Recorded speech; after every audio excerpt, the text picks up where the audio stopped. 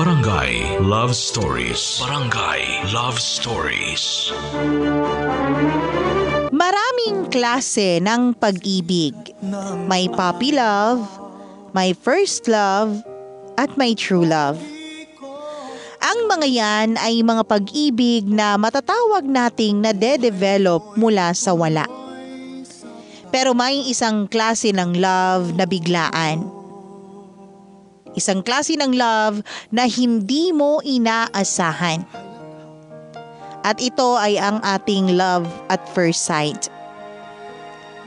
Ikaw ka barangay, sa palagay mo ba magiging totoo ang pag-ibig na mula pa sa unang pagkikita?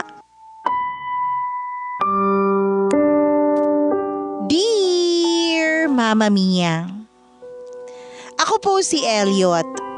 Masasabi kong maayos na ang buhay ko ngayon. Dahil bago pa man pumasok ang pandemya ay 2 magkasunod na pagsubok na ang dumating sa buhay namin. Una ay nawalan ako ng trabaho dahil sa pagsasara ng kumpanyang pinapasukan ko. Nagbigay naman sila ng compensation pero dahil sa hirap maghanap ng trabaho noon ay unti-unti ding naubos ang perang yon. Tsaka naman dumating ang ikalawang pagsubok, Mama Mia. Nahulog si inay pababa sa hagdan ng bahay namin na naging dahilan ng pagkakabali ng kanyang braso dahil sa naitukod niya ito. Itinakbo ko siya sa ospital at sa kasamaang palad ay kailangan daw lagyan ng bakal ang nabaling parte upang maghilom ng tama ang kanyang nabaling buto. Sinabi na din sa akin kung magkano ang gagastusin. Hindi naman madali ang operasyon pero hindi din pwedeng mapatagal pa dahil baka hindi na maganda ang lagay ng braso ni nanay. Isang araw papuntang ospital ay hindi ko alam kung ano ang nangyari sa akin, Mama Mia. Kung sagot ba sa problema ko o isang pagsubok ng katatagan. Sa sinakyan kong jeep ay may napulot akong isang wallet. Ako lang ang sakay ng jeep nung oras na yon kaya wala nang ibang pwedeng pagtanungan kung may nakahulog ba ng wallet na yon. Binuksan ko ang wallet para malaman ko kung kanino ito. Nagulat ako nang makita ko ang maraming tig-1,000 sa loob ng wallet. Natigilan ako, Mama Mia. Pero hindi sa akin ang perang yun, kaya alam ko na kailangan ko yung isoli. Nakita ko sa wallet ang ID na may address at may cellphone number din. Kaya pagbaba ko ng jeep sa tapat ng ospital ay agad kong tinawagan ang numero na nasa loob ng wallet.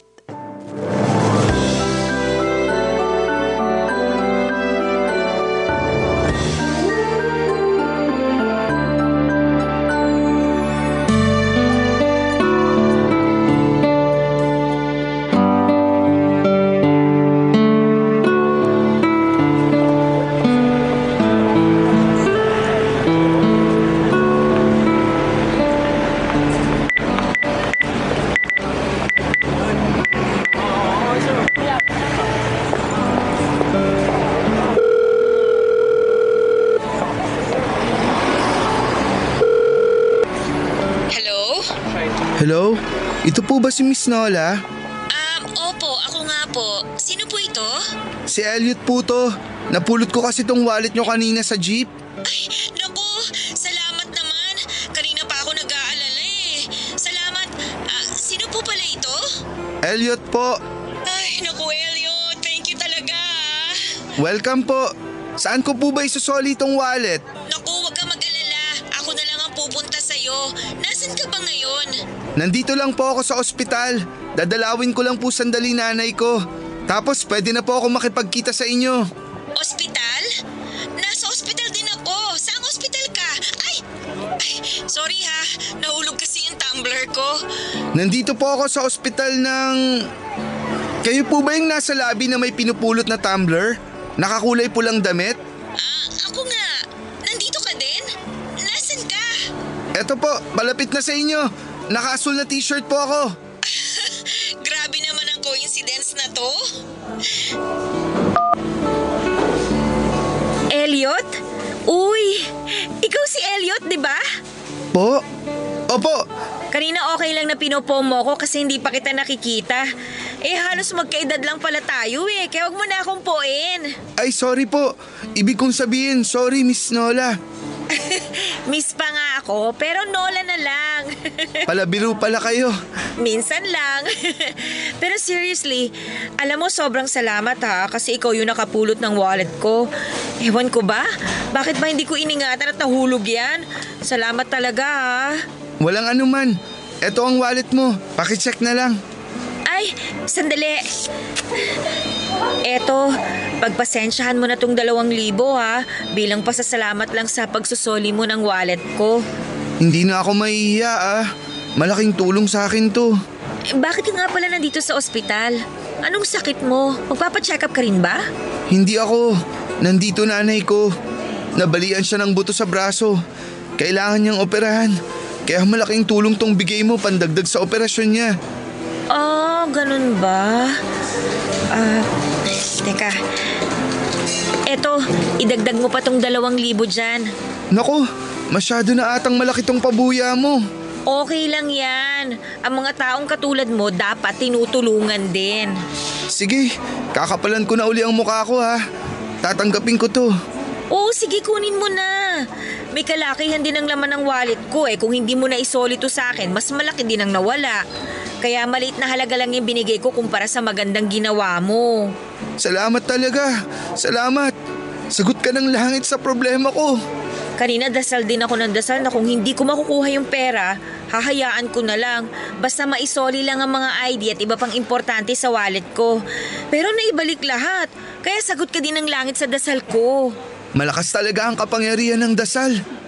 Ano bang kailangan ng nanay mo? Baka may maitulong pa ako. Mama Mia, ewan ko ba kung bakit parang ang daming time ni Nola para sa akin noon. Siguro sobrang thankful lang siya sa pagsasoli ko sa kanya ng kanyang wallet. Nasa dibdib ko lahat ng problema kaya napakasarap ng pakiramdam na may nakikinig sa akin para mailabas ko kung ano man ang nasa loob ko. Kaya unti-unti ding gumaan ang pakiramdam ko noon, Mama Mia. Buong-buo kong ikwenento sa kanya ang pangyayari. Dahil kasi sa pagkawala ng trabaho ko ay nagpilit din si nanay na maglako-lako ng mga gulay sa paligid namin. Hanggang sa nung araw na yun, nagmamadali si nanay para magtinda dahil tinanghali na siya ng gising. At doon na nga nangyari ang kanyang aksidente, Mama Mia. Matapos kong maikwento sa kanya ang lahat ay humingi pa siya ng pasensya dahil nga sa maliit lang ang naiabot niya sa akin. Sabi ko hindi maliit ang 4,000. Nahiya nga ako, Mama Mia, kasi parang ang insensitive ko at hindi ko man lang naitanong sa kanya kung bakit siya nasa ospital. May dinalaw ba siya o siya mismo ang nagpa-check up? Hindi ko alam kung bakit parang ang tagal na niya akong kakilala. Sinabi niya na kung hindi lang siya magpapatanggal ng bato sa kanyang abdo ay marahil natulungan niya ako sa pagpapaopera din ng nanay ko. Nang madinig ko yun ay sobrang hiyang-hiya ako, Mama Mia.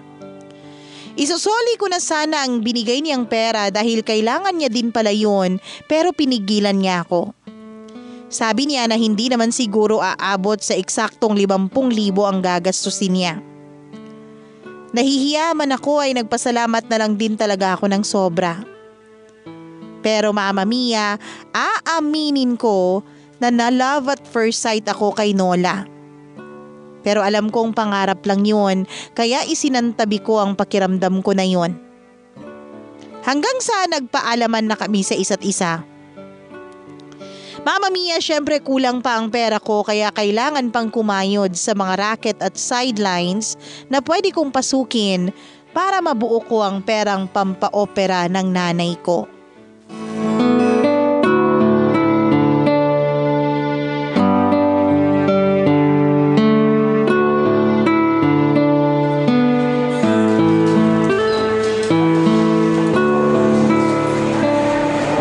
Kumusta po kayo, Nay? Okay naman ako, anak. Huwag ka na masyadong mag-alala. Masakit pa po ba? Hindi na masyado, anak. Binigyan ako ng gamot kanina kaya medyo nawala na ang kirot. Nay, huwag niyong tiisin ha. Kung may nararamdaman kayo, sabihin niyo agad.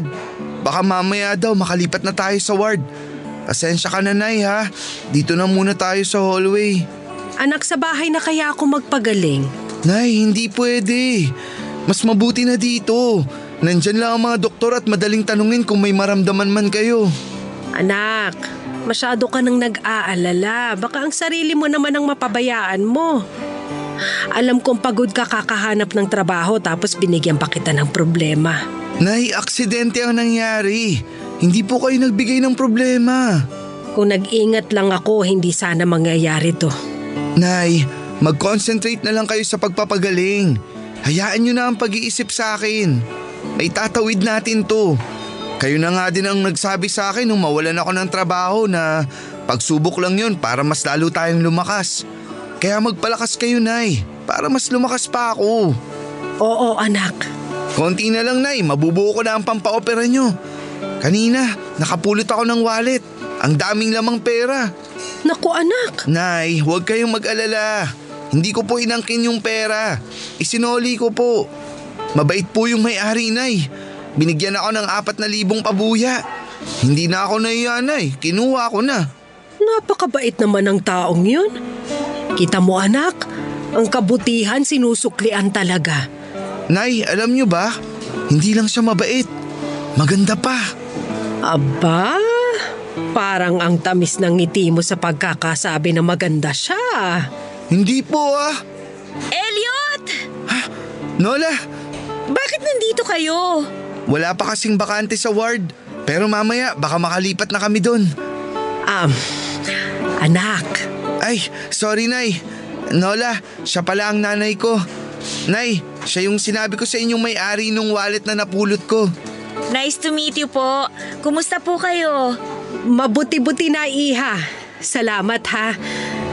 Totoo pa lang sabi ng anak ko. Bukod sa mabait ka na, maganda ka talaga. Nay, Ikaw ha? Baka binebenta mo na ako sa nanay mo ha? huwag ka maniwala dyan kay nanay. Palabiro talaga yan eh. Kumusta ka pala? Anong sabi ng doktor? Ayun, kinuhanan niya ako ng mga test. Bukas ko malalaman ang resulta. Sabi pa niya, parang baka hindi ko na raw kailanganin magpa-opera. Baka kayanin naman daw ng gamot. Naku, Iha. Makakaasa ka sa dasal ko na sana hindi ka na nga operahan. Salamat po. Pasensya na po, hindi po yata nasabi ni Elliot yung pangalan nyo. Andeng ang tawag sa akin, pero tawagin mo na lang akong Nanay Andeng. Nay, nakakaya. Ano bang nakakahiya doon? Nanay naman talaga si Nanay Andeng, kaya natural na tawagin siyang Nanay Andeng. Tama yun, anak. Uy, Nay, nakakaya po. Ay, si Nola ang kausap ko. Tama ang sinabi mo, anak. Nay naman eh. Oh, palabiro pa lang nanay mo. Ikaw masyado kang seryoso mula pa kanina nung nagkakilala tayo. Yun nga ang sinasabi ko dyan. Masyado kong inaalala. Kaya ayan tuloy, nakakalimutan na magbiro at ngumiti. Ay, pinagtutulungan ba ako rito? Uy, ngingiti na yan. Nahihiya pa eh. Alis na nga ako. Eto naman masyadong pikon. Ang mabuti pa, ako na nga alis at baka may pag-uusapan pa kayo ni Nanay Andeng. Salamat uli, Iha. Sana magkita pa tayo. Ay, sigurado po yan Nanay Andeng kasi babalik po ako bukas. Ayan, dalawin mo kami ni Elliot, ha? Napakasaya mong kausap eh. Hindi lang yun, tignan mo at napakasaya ng itsura ni Elliot ngayon. Nay, ano ba? Nakakahiya. Alis na po ako. Nanay Andeng, may sinabi ba sa inyo ang doktor kung bawal sa inyong prutas? Ha? Parang wala naman. Bakit, Iha? Sige po, magdadala po ako bukas ng prutas. Wag na, Nola. Nakakahiya na eh. Hindi naman para sa'yo yung prutas, para kay Nanay Andeng yun. Sa bagay. Ikaw, dadalang kita ng masarap na siopaw dun sa amin. Pwede din ba kayo ng siopaw, Nanay Andeng? Dadalang ko din kayo, ha? Ikaw ang bahala, anak. Sige po, habol pa po ako sa trabaho ko. See you po tomorrow. Alam mo, bagay kayo. Si nanay parang ewan. Mama Mia, pahiyang-pahiya ako ng oras na yon. Pero kalahati ng pakiramdam ko naman ay kinikilig. Ewan ko ba, Mama Mia? Hindi ko pa masyadong kilala si Nola pero dahil sa bait niya ay may kung anong kumikiliti sa akin para ako ay kiligin. Noong kinagabihan ng araw na yon ay nagkabakante na sa ward, Mama Mia. Kaya nailipat na si nanay. Mas maayos na ang tutulugan ko. Binabantayan ko kasi si nanay at aalis lang ako ng umaga para nga mag-apply ng trabaho. Babalik na lang uli ako sa tanghali. Nag-message agad ako kay Nola nang makalipat na sa kwarto si nanay.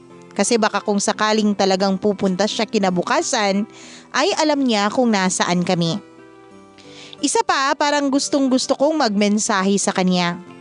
Pero hindi ko naman alam ang sasabihin, kaya nung nakalipat si nanay ay binalita ko na lang agad yun sa kanya.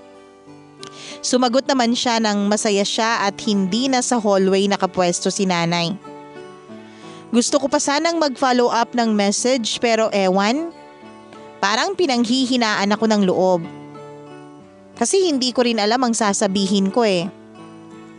Kaya halos mapatalon ako sa tuwa nung mag-message ulit si Nola sa akin, Mama Mia, ng see you tomorrow. Pahinga ka na at good night. Kilig na kilig ako ng mga panahon na yon. Hindi ko na mahintay ang kinabukasan. Kaya hindi pa pumuputok ang araw kinabukasan ay umuwi na ako para magpalit ng damit. Maaga akong mag-a-apply sa mga nakita kong mga bakanting trabaho at matapos ay nagmamadaling pumunta ng ospital. Una, para balikan ang nanay ko. At pangalawa, baka pumunta si Nola at hindi ko maabutan. Ewan ko, Mama Mia ha, pero sobrang coincidence na naman na pagbaba ni Nola ng taxi ay siya namang pagdating ko ng ospital. Pakiramdam ko ay gumagawa ng paraan noon ng tadhana para kami ay pagtagpuin ulit.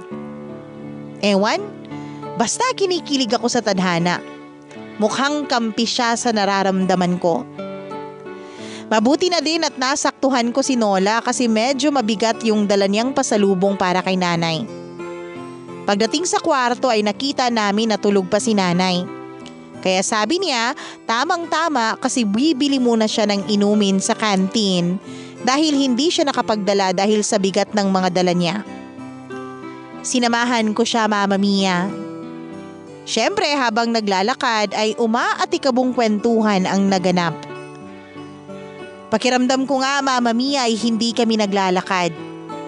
Pakiramdam ko noon ay parang nakasakay kami sa lumulutang na ulap sa Cloud9.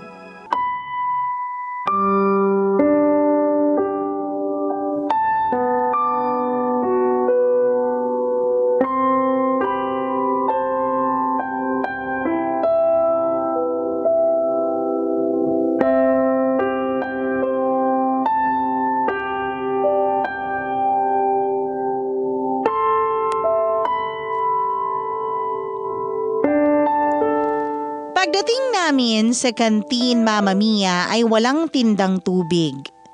Naubos daw pero parating na yung in-order nila. Kaya naupo na muna kami para hintayin yung tubig. At doon na naikwento ni Nola na noong gabi pala ay tinawagan na siya ng doktor para sabihin na ubusin niya muna yung niresetang gamot na para sa 3 araw. Tsaka siya titignan ulit kung makakayanang tunawin ng gamot ang bato sa abdo niya.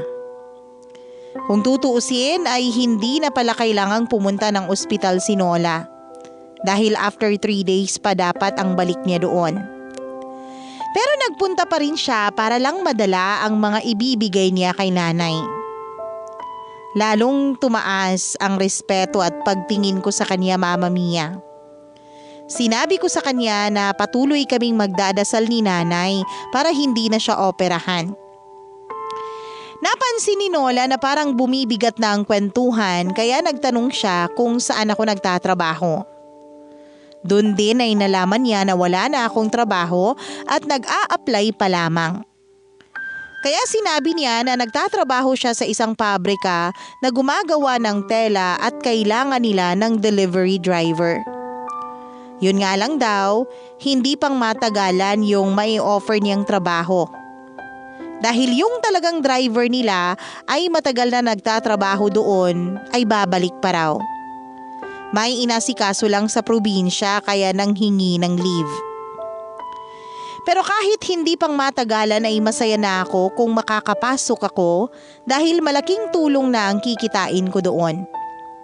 Sinabi pa ni Nola na dahil parang temporary lang ako ay pwede niyang ilakad na maging kaliwaan ang sweldo ko kada araw para mabuo na ang pang-opera ni nanay.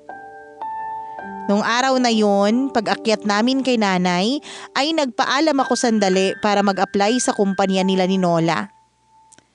Natuwa naman si nanay at pakiramdam ko ay lalong lumalim din ang pagmamahal niya kay Nola.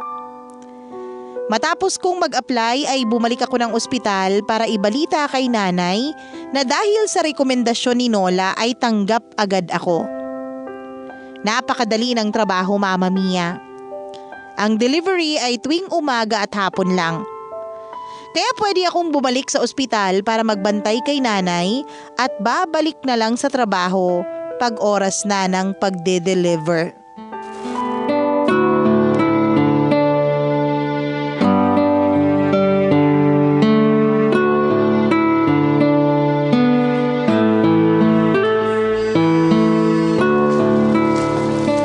Nakakahiya. Ikaw pa ang nagbayad ng taxi. Ano ba? Kung ako lang mag-isa ang pupunta dito, ako din naman ang magbabayad. Kaya isipin mo na lang na may libreng sakay si Mayor. Salamat ah. Ang kulit mo, sabi ng taxi lang yun eh. Hindi lang sa taxi, pati sa pagpasok sa akin sa trabaho. Yung pagiging mabait mo sa akin at kay nanay. Alam mo, napakalaking bagay sa akin ang ginawa mo. Kaya natutuwa ako kay Nanay Anding kasi pinalaki ka niyang marangal. Salamat. Oh, naiiyak ka ba? Ha? Hindi. Makita ka naman ni Nanay Anding niya, lolokohin ka na naman nun. Pasensya ka na kay nanay ha. Alaskador lang talaga yun. At pikon ka naman. O ayan, parang napipiko ka na naman ah. Hindi ah. Papasok na tayo sa ward. Ngumiti ka na, baka si Nanay Anding naman ang humalili sa pang-aasar. Tulog pa pala si nanay. Ay, oo nga. Sige, puntahan ko muna yung doktor ko ha. Balik na lang ako mamaya. Gusto mo samahan na kita? Wag na, doon lang naman sa itaas yung doktor ko. Tsaka mabuti na yung nandyan ka para paggising ni Nanay Anding, makita ka niya kaagad. O sige, sabihin ko na lang kay nanay na babalik ka. Oo, sige.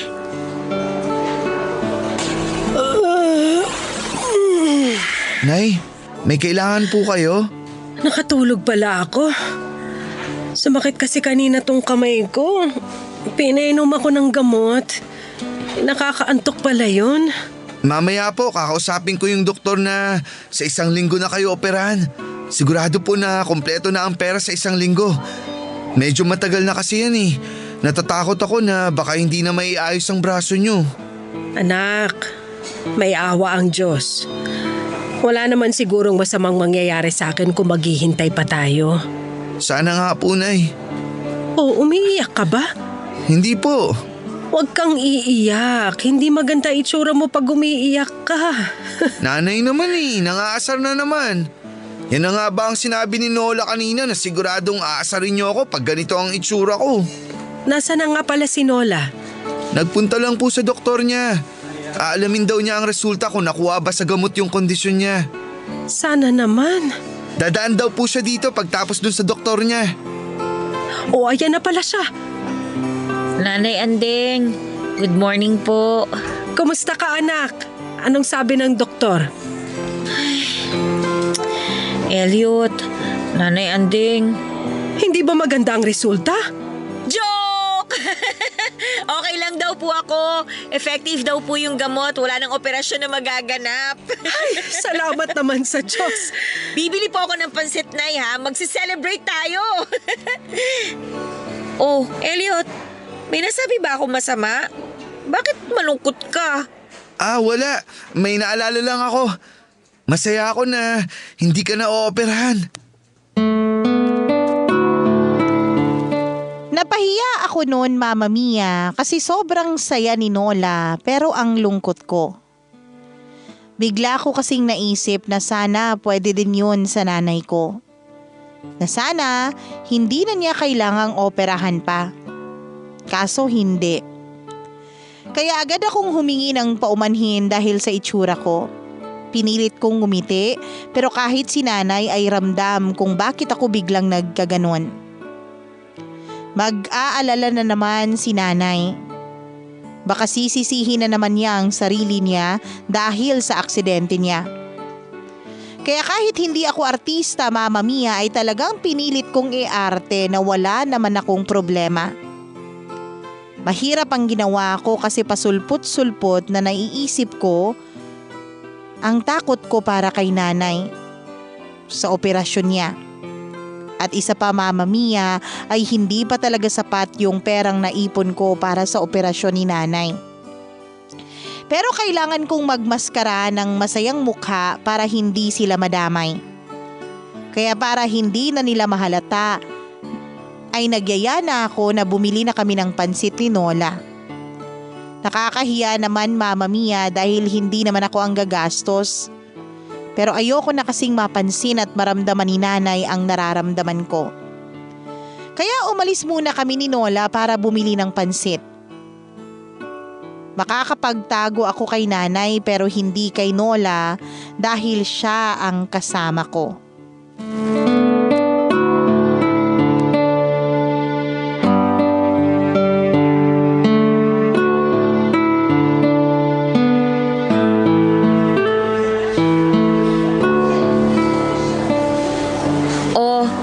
Tayo na lang dalawa. Baka naman pwede mong i-share yan. Ha? Ang alin? Ito naman? Maang-maangan pa. Hindi kita maintindihan. Alam mo, sinabi sa akin nung pahinante mo sa kumpanya na magaling ka daw na driver. Pero ang masasabi ko, hindi ka magaling na artista. Kasi halatang-halata ka kaya. Koko nga naramdaman ko di mas lalo na si Nanay Andeng. Nanay mo yun Sorry. Sige lang, ilabas mo lang yan. Masamang kinikimkim yan. Iyak mo lang. Si nanay kasi, natatakot ako. Ang tagal na nung kamay niya. Kailangan nang maoperahan. Mamaya, kausapin natin yung doktor. Kung pwede nang operahan si Nanay Anding bukas. Sabi ng doktor, dapat daw talagang operahan. Kaso hindi ko pa kaya. Huwag ka na mag-alala, may paraan doon. Paano? Hindi ba hindi ko na kailangan magpa-opera? So yung pera na in-advance ko sa opisina, hindi naman pwedeng isoli ulit. Kaya yun na lang ang gamitin natin para mapa-opera si Nanay Anding. Ha? Pero ikakaltas nila sa yun. Baka wala kang swelduin. Hindi naman nila ikakaltas yun ng buo. Uunti-untiin nila yun hanggang mabuo. Halos hindi ko na mararamdaman na kinakaltas sa akin yun. Pero hanggang sa Biyernes na lang ako sa trabaho sa kumpanya nyo. Baka matagalan bago kita mabayaran ng buo. Alam mo, kung sisingilin ko din naman sa'yo, syempre hindi buo. Hulug-hulugan mo na lang din. Hindi ko alam ang sasabihin ko. Pero salamat. Kailangan ko yung inaalok mong tulong. Bukas na bukas pagka-deliver ng umaga, mag-iikot uli ako para mag-apply ng trabaho. Huwag ka na mag-ikot, baka mahilo ka pa. Ha? Uy, natatawa sa joke ko.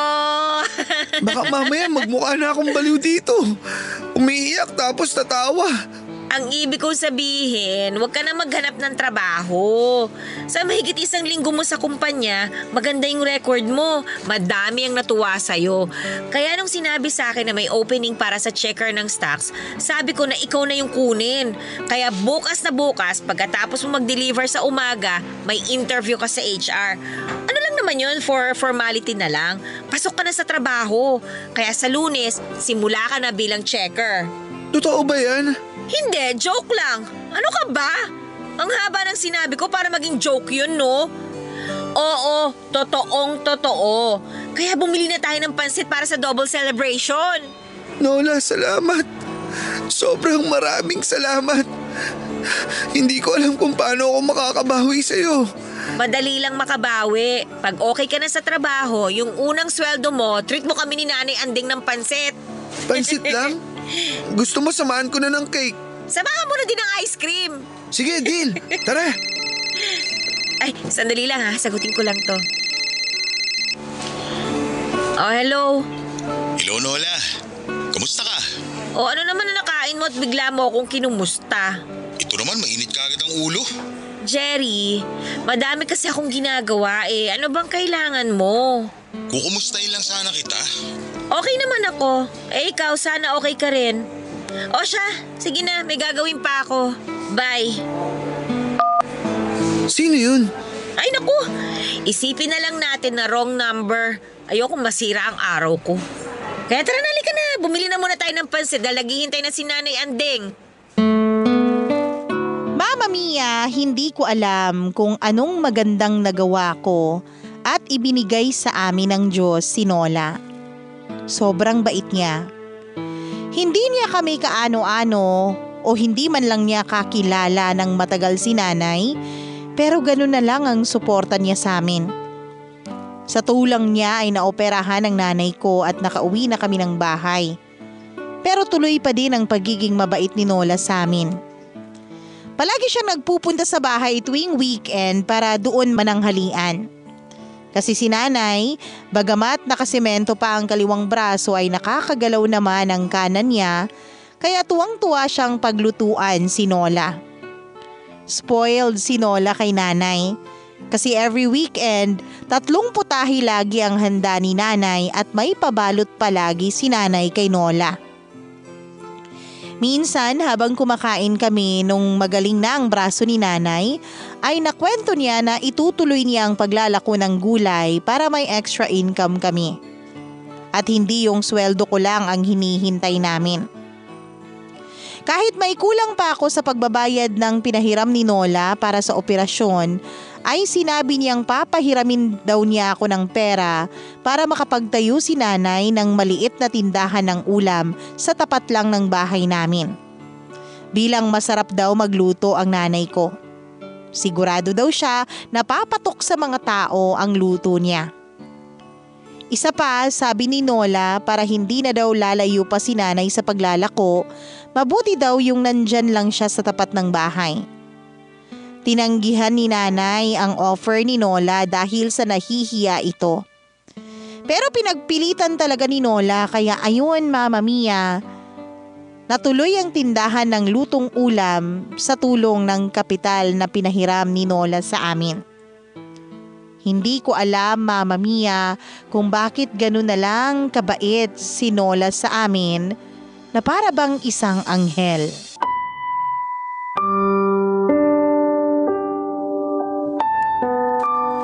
Mama Mia, sobrang lalim na ng pagmamahal ko para kay Nola. Pero nahihiya akong sabihin sa kanya dahil sa dami ng tulong niya sa amin, baka magmukhang abusado na ako at magmukhang ayoko siyang bitawan dahil madami pa siyang maitutulong sa amin. Alam kong mali ang iniisip ko, Mama Mia, pero pinanghihinaan talaga ako ng loob. Baka mali ang nararamdaman ko. Baka mali ang feeling ko na may nararamdaman na din sa akin si Nola. Natatakot ako, Mama Mia. Sa 6 na buwan na magkakilala kami ni Nola ay doon ko lang din nalaman na may boyfriend pala siya bago kami nagkakilala. 3 taon sila pero nagkahiwalay sila dahil sa selos ng lalaki sa estado ng buhay ni Nola. Dahil mas kumikita si Nola kaysa sa ex niya at nai-insecure ito kaya kung ano-anong selos ang iniimbento. Hanggang sa nakipaghiwalay si Nola sa kanya. Siya pala yung Jerry na minsang nadinig ko na kausap ni Nola sa cellphone. Napakabait ni Nola para pag-isipan niya ng ganon. Nainis ako pero nailang din kasi 6 na buwan na palang baka hindi pa uli handa si Nola para umibig. Ang daming naglalaro sa utak ko noon, Mama Mia. Halo-halong emosyon. Kaba, hiya, takot. Pero sabi ni nanay ay wala daw mangyayari sa akin kung puro ako isip. Gawin ko daw at kung anong maging kalabasan ay dapat handa akong tanggapin. Kaya ginawa ko, Mama Mia. Maganda ang kinalabasan ng pag-uusap namin. Naging kami ni Nola. Kinikilig na naman ako. Siyempre talagang ginawa ko ang lahat para maging masaya siya. Makalipas ang 6 na buwan ay niyaya ko na siya na magpakasal kaming dalawa.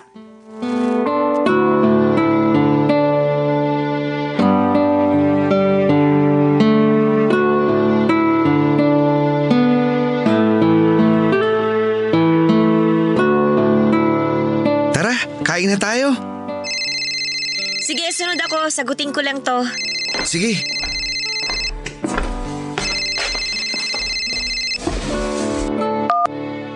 Hello? Grabe naman yung pagkakahilo mo. Ano ba naman, Jerry? Bakit ka ba kasi tumatawag? Kailangan ko na bang magpalit ng number para maintindihan mo lang na ayoko na makipag-usap sa'yo? Huwag ka namang ganyan. Kukumustahin lang naman kita eh. Ano bang gusto mong marinig, Jerry? Na hindi ako okay? Tapos sasaya ka na? O sige, kumusta ako? Hindi ako okay. O ano, okay na ba yon? Sobra ka naman. Hindi ka naman dating ganyan ah. Pwes, salamat sa'yo at ito na ako ngayon. May gagawin pa ako kaya goodbye na.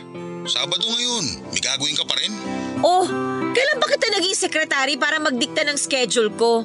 Sige na, magtatanghalian na kami. Baka hindi pa ako makakain. Kami?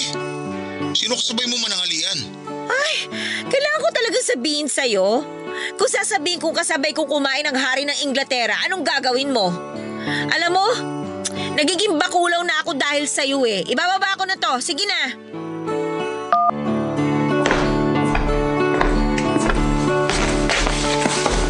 Wow! Nanay Andeng, ang dami naman ang niluto nyo.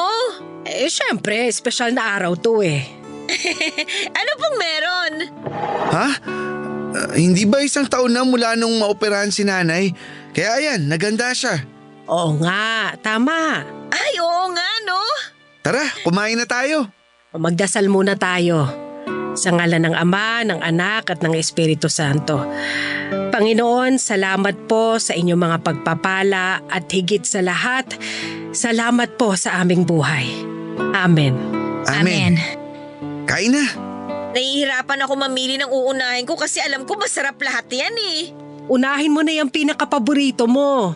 Oo nga po, itong masarap na bopis. Nay, gusto ko sa darating na importanteng araw sa buhay ko. Mas madami pa ang handa ah. Aba syempre naman anak. Pero dahil pang maramihan ang lulutuin, dapat may mga assistant ka. Yung tagamando ka lang kung anong ilalagay. Kung kailan haluin, may tagagayat ng mga sahog. Para po hindi kayo pagod na pagod. Dahil importante po kayo sa okasyon na yun. Tama ka anak, dapat maganda ako. May pinag-uusapan po ba kayo na hindi ko alam? Imbitado ba ako dyan? Naku anak, hindi ka lang imbitado, ikaw pa ang star. Nakakatawa po yung ako yung star. Ikaw talaga anak. Bakit po? Dahil ikaw lang naman ang natatangi at nag-iisang star sa puso ni Elliot. Po? Anong ibig sabihin ni nanay? Nola, papayag ka bang maging asawa ko? Ha? Kung hindi ka pa handa, maiintindihan ko. Ano bang sinasabi mo? Handang-handa na ako, no? Kinikilig ako. Nay, nakakahiya. 3 lang tayong nandito. Kanino ako mahihiya? Nakakahiya kay Nola. Bakit ba? Masaya si nanay eh. Bakit? Hindi ka ba masaya? Ha? Masaya, syempre. Sobrang saya. Naku Nola anak, kailan ba kami pwedeng mamanhikan sa inyo? Dapat formal nang hingi ni Elliot ang kamay mo sa mga magulang mo. Kung kailan niyo po gusto, Nay, sasabihan ko lang naman sila. Ayan sige, wag na kayo magluto, magdadala na lang kami. Ay sige po, gustong-gusto din ni nanay at tatay ang luto ninyo. O Elliot, kailan mo balak? Kahit bukas po, para maplano na agad ang kasal. Sige, mamamalengke na ako mamaya. Nay, wag na kayo magluto. Ang dami nitong hinanda nyo ngayon, no? Initin na lang natin bukas. Ano ka ba, nakakahiya naman sa mga magulang mo? Hindi po.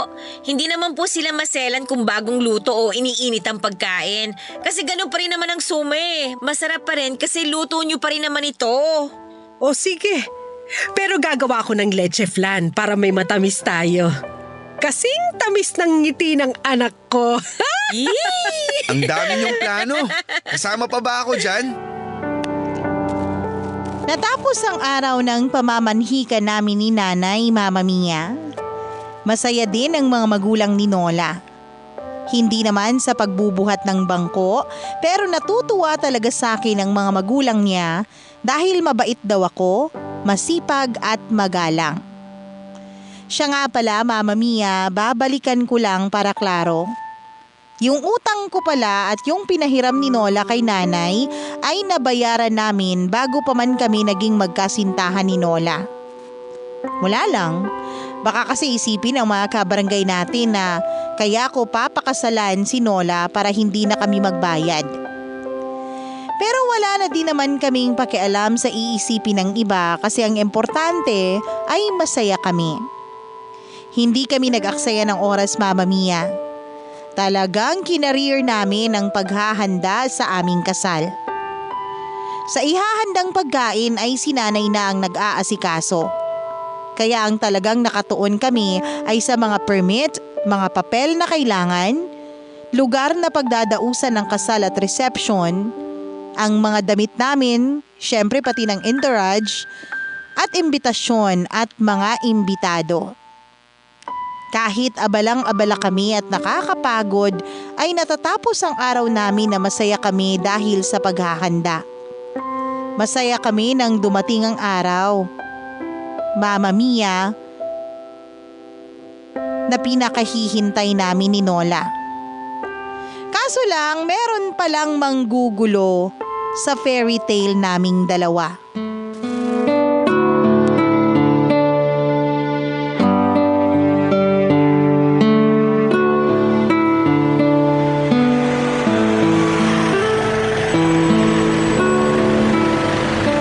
Sinilip mo yung design ng damit ko, no? Hindi daw pwede yung ganon. Ito naman, naniniwala ka pa ba sa pamahiin? Saka design lang naman ang nakita ko. Hindi yung aktual na damit. Kaya hindi counted yun. Basta madaya ka. Nola, Jerry? Jerry? Siya yung ex-boyfriend ko. Nola, pwede ba tayo mag-usap? Sorry pare ha. Madami pa kaming aayusin kasi ikakasal na kami. Nola, please. Gusto kitang makausap. Jerry, wala na tayong dapat pag-usapan. Please naman, Nola. Huwag mo naman ako ganituhin. Pare, naintindihan mo naman siguro yung sinabi ni Nola. Wala nang pag-uusapan. Huwag kang makakialam dito. Sira ulo ka pala eh. Elliot, huminahon ka nga. Hayaan mo ako. Gusto kitang makausap, please. Pagbigyan mo naman ako. Bakit ngayon? Nung panahon na gusto kitang makausap, hindi mo ako pinansin. Ngayon gusto mo makipag-usap sa akin? After 1 year? Inaamin ko na naging tanga ako noon. Pero nagsisi na ako. Nagbago na ako. Kung nagbago ka para sa sarili mo, maganda yon. Pero kung nagbago ka para sa akin, sobrang huli na ang lahat. Pero huwag ka mag-alala, pinatawad na kita noon pa. Hindi ako papayag ng ganon. Kailangan natin mag-usap. Ang kulit mo naman pala eh. Ayaw na nga makapag-usap, pipilitin mo pa. Pwede ba? Lubayin mo na si Nola. Ikakasal na kami. Kaya wag mo na siyang guluhin. Halika na nga, Elliot. Hindi. Mag-uusap tayo. Pare, kung gusto mong mag-iskandalo, wag mo kaming damay. Elliot, halika na sabi. Nola! Tanga ka ba talaga? Nola, please! Nakakabwisit ka na. Patawarin Gusto mo mo na. ba talaga? Elliot, ano ka ba? Nola! Bakit mo ba kasi papatulan yan? Halika na. Mauna ka nang umuwi. Mag-uusap lang kami. Nola! Ano? Mauna ka na sabi. Susunod na lang ako. Magpapaiwan ka para dyan? Pauwiin mo ako? Sino ba ako dito? Please naman, Elliot. Huwag ka nang dumagdag, oh. Sundin mo na lang ang sinasabi ko. Lola, anong ginagawa mo? Umuwi ka na, please. Halika na, Nola! Durog na durog ang puso ko noon, Mama Mia. Hindi ko maintindihan ang naging desisyon ni Nola. Mas pinili niyang sumama sa lalaking nanakit sa kanya noon kaysa sa akin. Ayoko na sanang tingnan sila dahil sobrang sakit. Sana nga hindi na ako tumingin pa dahil kitang-kita ko nang halikan ng lalaking yun si Nola. Para akong binulag ng eksenang yun. Hindi ko na nakikita ang paligid. Basta naglakad na lang ako ng naglakad ng tahimik, subalit tuloy-tuloy ang tulo ng luha ko. Hanggang sa makarating sa bahay ay tsaka ako humagulgol kay nanay. Pinilit akong aluin ng nanay ko. Nagpapaliwanag siya sa nangyari na hintayin ko daw muna si Nola para mas maliwanagan ang isip ko. Hindi umuwi sa bahay si Nola nung araw na yon. Hindi ko siya tinawagan dahil nanginginig ako tuwing susubukan ko. Pero Mama Mia, bago pa man mag-isip ang mga tagapakinig, ay liliwanagin ko lang ang mga nangyari. Hindi umuwi si Nola sa bahay namin dahil umuwi siya sa bahay nila kung saan kasama niya ang parents niya. Tinawagan naman siya ni nanay para sabihin na nasa bahay na ako. At sabi ni Nola, nasa bahay na rin nila siya. Alam din ni Nola na masakit para sa akin ang nangyari pero dahil kasama ko naman daw si nanay ay alam niyang ligtas na ako. Tinapos niya lang daw ang usapan sa ex niya para magkaroon sila pare-pareho ng closure. Ayaw ni Nola na may gugulo pa sa relasyon namin kaya kinailangan niyang kausapin ng masinsinan ang ex-boyfriend niyang si Jerry. Ang tungkol naman sa halik, bigla na lang daw siyang hinalikan ng lalaking yun. Dahil siguro sa sakit noon ay hindi ko na din nakita kung paano nasampal ni Nola ang kanyang ex dahil sa ginawa nito. Mama Mia, natuloy ang kasal namin ni Nola at napakasaya nito. At ngayon nga ay dinadala na niya ang aming magiging anak. Salamat po Mama Mia, sana ay may napulot na aral ang mga tagapakinig nyo sa storya ko ngayong hapon. Ang inyong forever kapuso at forever kabarangay, Elliot.